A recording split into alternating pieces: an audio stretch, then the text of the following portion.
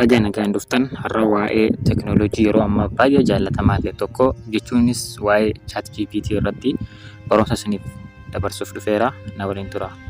Egaa ChatGPT'n jechuun maali isa jiruuf maaliif namoonni hedduun ammoo itti fayyadamaa jiru akkasuma ati akkamitti itti fayyadamuu dandeessa isa jedhu sirriitti isin agarsiisa. Gaaffilee kana hunda deebii isaanii har'a na biratti argattu jechuudha. Kanaaf akka xumuratti na hordofaa, na waliin tura.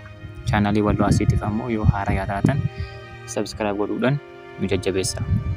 Egaa ChatGPT maali? ChatGPT jechuun artificial intelligence yookaan ammoo AI dha. Kana jechuun kompiitara akka namatti si waliin haasa'u jechuudha.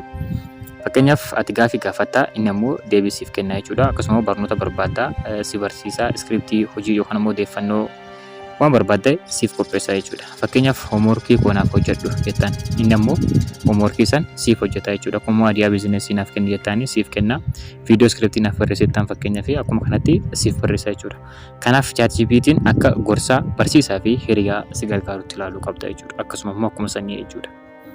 Egaa aappii akkana bareedaa kana yookaan ammoo ChatGPT kana AI artificial intelligence kana akkamitti fayyadamna isa jiru sitti agarsiisa. Egaa ChatGPT fayyadamuun baay'ee salphaadha. Aappii isaadha Play Store keessa seentanii ChatGPT jettanii yeroo barreessan ni buufattanii jechuudha. Ittaan suuraan akkaawuntii banattanii imeelii yookaan ammoo Google fayyadamuudhaan akkaawuntii ChatGPT ni bantanii jechuudha. Sana booda ammoo gaaffii waan barbaadde barreessaa jechuudha.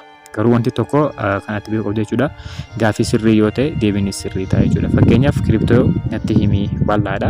Ethereum amma bituu qaba ifaadha jechuudha. Akkasumas immoo afaan kamiyyuu fayyadamuu dandeessa. Fakkeenyaaf afaan Oromooillee ni hubata. Akkasuma immoo sagalee fi suuraallee hojjechuu kan danda'udha jechuudha. Fakkeenyaaf suuraa kana naaf hojjedhu jetteeni afaan Oromootiin afaan beektuun gaafachuudhaan akka inni siif hojjetu gochuu dandeessa jechuudha. Egaa faayidaa ChatGPT tokko yoo ilaalle ChatGPT'n faayidaa hedduudha kan inni qabu. Fakkeenyaaf barnoota keessatti ChatGPT'n faayidaa guddaadha kan inni qabu. Hoomworkii ni hojjeta, riiserchii garaagaraa akkasuma ekspilaaneeshinii garaagaraa ni hojjeta. Gama biizinesiitti yoo dhufne immoo aadiyaa maarkeetingii fi koontentii garaagaraadha sitti agarsiisa jechuudha. Gara sooshaal miidiyaallee yoo dhufne keepshinii akkasuma iskiriptii fi deetel diskiripshinii wantoota sooshaal miidiyaa irratti barbaachisu akkaataa viidiyoo itti hojjettu akkaataa sooshaal miidiyaatti fayyadamtu gorsa nagaan siif kan inni kennudha jechuudha. Piroograamiingillee koodii ni barreessa akkasuma immoo koodii dogongora qabu siif sirreessa jechuudha. Gara tiraansleeshinii yoo dhufne immoo afaan hiikuu jechuudha. Afaan tokko irraa gara afaan biraatti illee siif hiika jechuudha. Fakkeenyaaf jecha afaan Ingiliffaa tokko gara afaan Oromootti akkasuma immoo jecha afaan Oromoo tokko gara afaan barbaaddetti barreeffamaanis ta'e sagaleedhaan waliin haasa'uudhaan siif hiikuu kan danda'udha jechuudha. Garuu wanti yaadachuu qabdu yeroo hundaa 100% sirrii miti.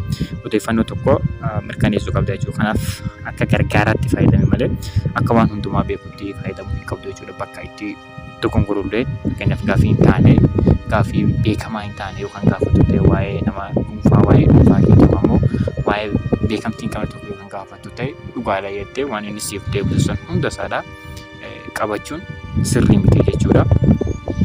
Rakkoo fi of eeggannoo isaa yoo ilaalle ChatGPT'n faayidaa qaba garuu ammoo rakkoo xiqqoo inni qaba. Fakkeenyaaf odeeffannoo sobaa siif kennuu ni danda'a. Akkasuma immoo intarneetii irratti wanta haaraa yeroo hunda hin qabu. Namoonni gariin hojii isaanii guutuu itti dhiisu. Kanaaf ofii kee yaadii mirkaneessee itti fayyadami malee harka 100 guutuu dhugaadha jettee amanuun baay'ee barbaachisaa miti jechuudha. Odeeffannoo sobaa siif kennuudha kan inni danda'u jechuudha. Egaa walumaa galatti ChatGPT'n teknooloojii guddaa yeroo ammaadha barnoota hojii fi jireenya kee keessatti si gargaaruu danda'udha jechuudha. Ati yoo sirnaan itti fayyadamte carraa guddaa siif banaa jechuudha. Yoo viidiyoon kun siif gargaare laayik godhii akkasuma immoo viidiyoo kana immoo nama hedduu fayyaduu danda'a waan ta'eef sheer godhaadha. Egaa chaanaalii keenyaaf ammoo namoota haaraa yoo taatan subscribe godhuudhaan maatii keenya ta'an ta'a. Anis viidiyoo teknooloojii biroodhaan hangaan siif fitutti nagaan naaf tura. Galatoomaa.